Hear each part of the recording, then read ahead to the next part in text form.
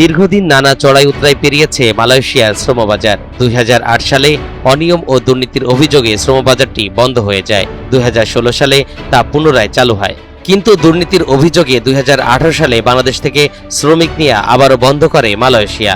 এরপর একের পর এক আলোচনা ও বৈঠক অনুষ্ঠিত হয়। পরে 2022 সালের আগস্ট মাস থেকে আবারও কর্মী নেওয়া শুরু হলেও 2024 সালের 1 জুন বাংলাদেশি কর্মীদের জন্য শ্রমবাজারটি বন্ধ হয়ে যায়।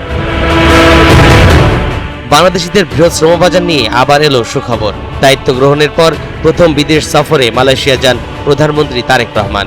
48 ঘন্টার এই সফরটি ছিল সৌহার্দ্যপূর্ণ। প্রধানমন্ত্রীর মালয়েশিয়া সফরে দুই দেশের আলোচনার মাধ্যমে আইনি জটিলতা কাটিয়ে শ্রমবাজারটি আবারও সচল হলো। Mr. Noodles, amazing taste. 7 July মঙ্গলবার দুপুরে সিলেট সার্কিট হাউসে এক সংবাদ সম্মেলনে প্রবাসী কল্যাণমন্ত্রী আরিফুল হক চৌধুরী এ ঘোষণা দেন। Malaysia is open. আমি বলছিলাম না জুলাইতে ওপেন as soon as এখন মিডল ইস্ট সব জায়গায় আমাদের শ্রমবাজার খুলে যাবে ইনশাআল্লাহ। খুলে গেছে অলরেডি, মালয়েশিয়া গতকালকে খুলে গেছে।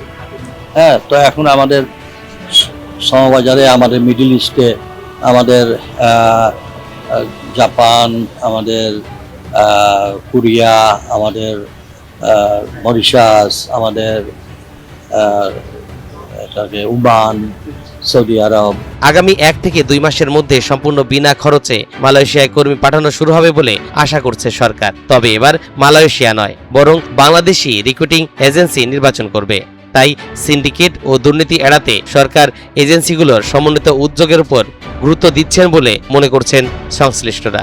হ্যাঁ বন্ধুরা, বর্তমানে আপনারা যে ভিডিওটি দেখছেন এবং এই ভিডিও থেকে আপনারা কিন্তু ক্লিয়ারলি বুঝতে পারছেন মালয়েশিয়ার কলিং ভিসার বাজারটা সম্পূর্ণরূপে ওপেন হয়ে গেছে এবং বাংলাদেশ থেকে মূলত বিভিন্ন সেক্টরে বিভিন্ন ক্যাটাগরিতেই কিন্তু কর্মীগুলা যেতে পারবে এবং এই ভিসাগুলোর কার্যক্রমটা শুরু হতে আরও দেখাচ্ছে 1 থেকে 1.5 মাস সময় লেগে যেতে পারে। মূলত আপনার মেডিকেলটাও এর ভেতরে কিন্তু স্টার্ট হবে এবং বাংলাদেশ থেকে মূলত কর্মী পাঠানোর ব্যাপারে এজেন্সি সিলেক্ট কিন্তু বাংলাদেশ থেকেই করা হবে। কোনো ধরনের আপনার আগের মতন মালয়েশিয়া থেকে মূলত এজেন্সি সিলেক্ট করা হবে না। তার মানে হচ্ছে এটা আমাদের জন্য কিন্তু খুবই পজিটিভ দিক।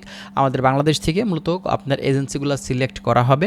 আগের মতন আপনার সিন্ডিকেট সিস্টেমটা থাকছে না, যে আপনার তারা যে এজেন্সিগুলোকেই সিলেক্ট করতো সেই এজেন্সি দ্বারাই যাওয়া হতো এবং ওই এজেন্সিগুলো কিন্তু একটা সিন্ডিকেট তৈরি করে খরচটা তারা বাড়িয়ে কিন্তু বাংলাদেশ থেকে মূলত আপনার কর্মীদের খরচ বেশি কিন্তু লেগে যেত। তো এক্ষেত্রে আমাদের জন্য ব্যাপারটা কিন্তু আসলে খুবই খারাপ হতো। তো এখন এই মালয়েশিয়ার কলিং ভিসার যে বাজারটা, এটা কিন্তু আসলে আমাদের জন্য খুব বড়সড় একটা সুখবর, যেটা আসলেই আপনাদের মাঝে না দিলেই না, যে ব্যাপারটা আপনারা অলরেডি হয়তো জানতে পেরেছেন। ঠিক আছে, তবে মালয়েশিয়ান গভর্নমেন্ট থেকে এখন পর্যন্ত কোনো ধরনের কিছু বলা হয়নি। তবে এটা আমাদের প্রবাসী কল্যাণমন্ত্রী আরিফুল হক চৌধুরী তিনি কিন্তু বিস্তারিত বিষয়গুলো আমাদেরকে জানিয়েছেন। আপনারা কিন্তু ভিডিওটি দেখেছেন এবং অন্যান্য জায়গা থেকেও কিন্তু আপনারা ভিডিও দেখেছেন। ঠিক আছে, তো বুঝতেই পারছেন যে বাংলাদেশ থেকে মালয়েশিয়ার কলিং ভিসাটা উন্মুক্ত হয়ে গেছে। যে কোনো সময়ই এটা কিন্তু আপনার মেডিকেলটা স্টার্ট হয়ে যেতে পারে। তো যাই হোক, আরও বিস্তারিত তথ্য আমরা আপনাদের মাঝে দেওয়ার চেষ্টা করব। তার জন্য অবশ্যই আপনারা আমাদের চ্যানেলের সঙ্গেই থাকবেন। আমরা চেষ্টা করছি বিভিন্ন ধরনের গুরুত্বপূর্ণ আপডেট ইনফরমেশনগুলো আপনাদেরকে দেওয়ার। ভালো থাকবেন, আল্লাহ হাফেজ।